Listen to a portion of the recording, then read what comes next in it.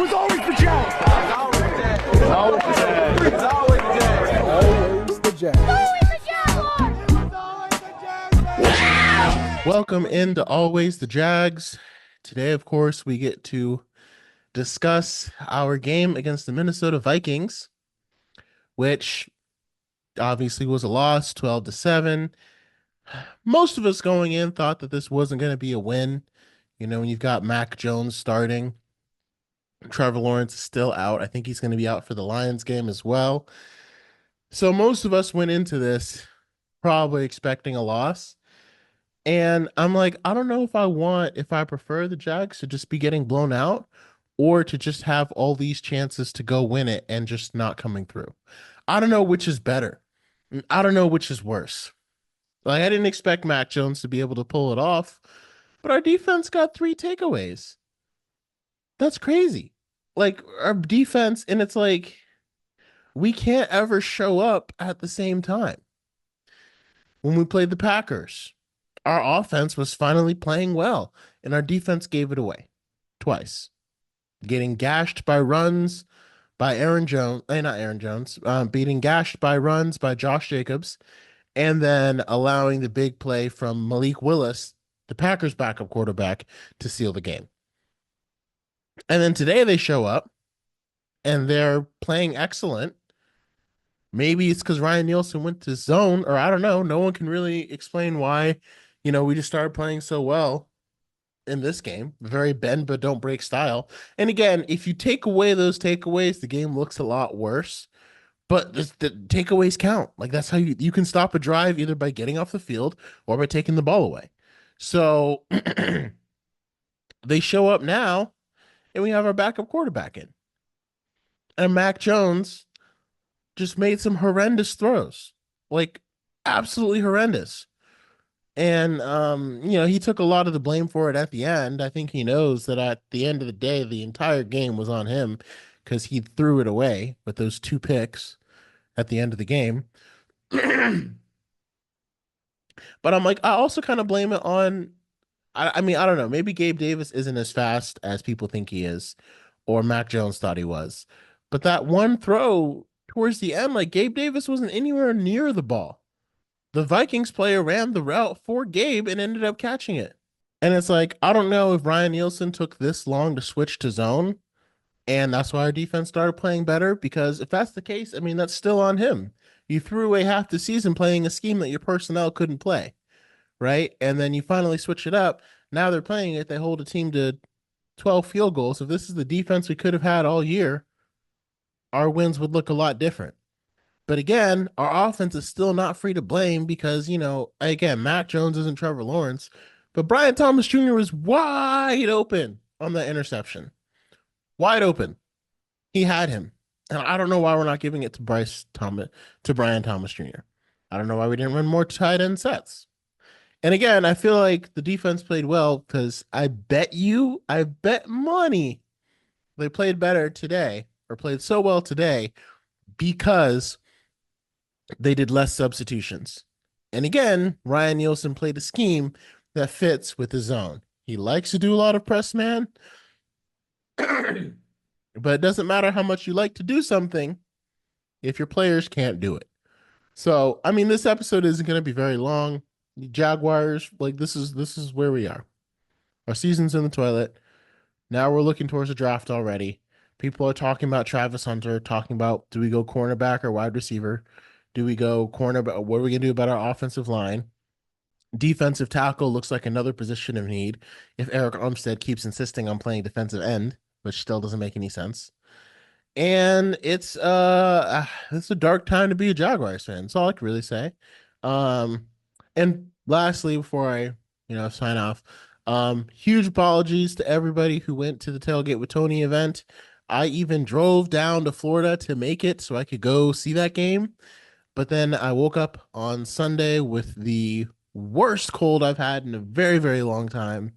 Literally, like, I can't describe it to you because it's too gross, but I was feeling just absolutely horrible. There's no way I could get out of bed. I barely got back up.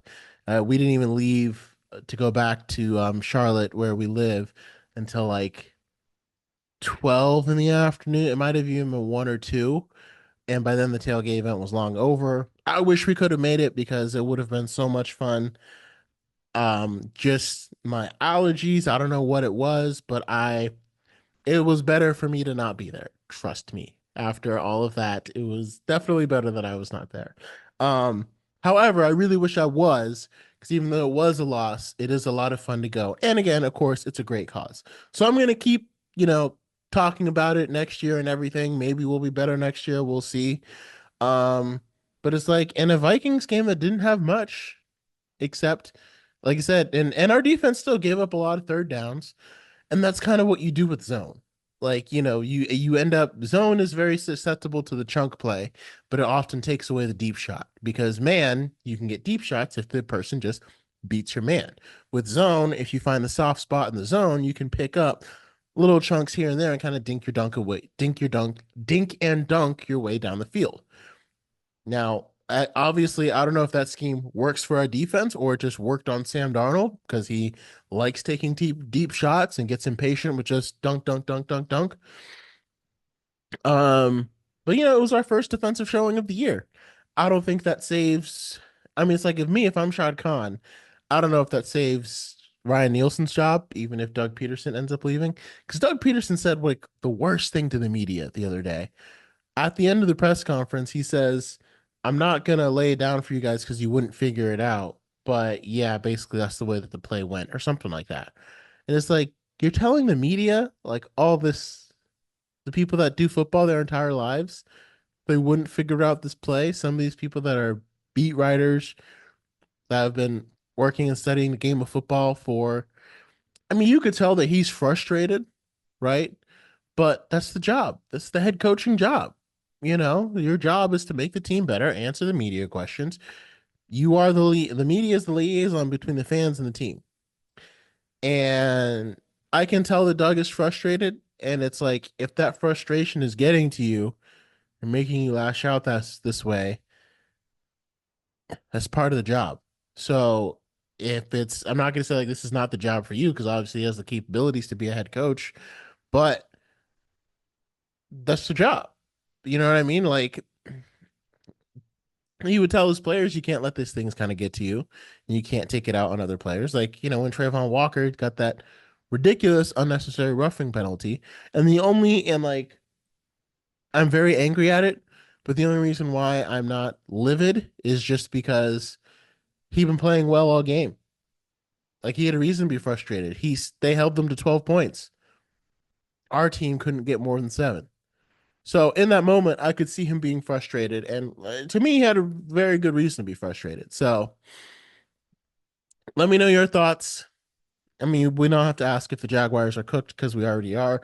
I guess the question is how cooked, and is there any redemption factor in there for Ryan Nielsen, Doug Peterson, and Press Taylor? Is Shad Khan going to clean house?